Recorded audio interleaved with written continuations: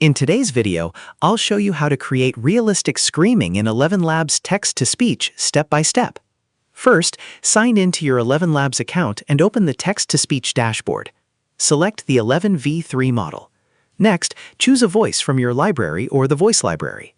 Pick a voice that matches the type of scream you want, such as dramatic, intense, or emotional. Now enter your text. Add context before the dialogue, such as, "He screamed, 'No!' She shouted, 'Help me!' You can also use emotion tags such as scream, shout. For example, scream, 'Let me out of here!' Next, open the voice settings.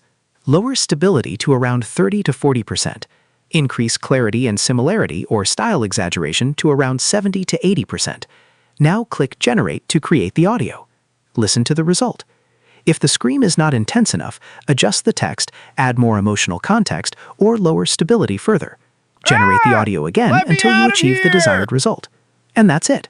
You've successfully created realistic screaming in ElevenLabs Text-to-Speech. And that's how you create realistic screaming in ElevenLabs Text-to-Speech.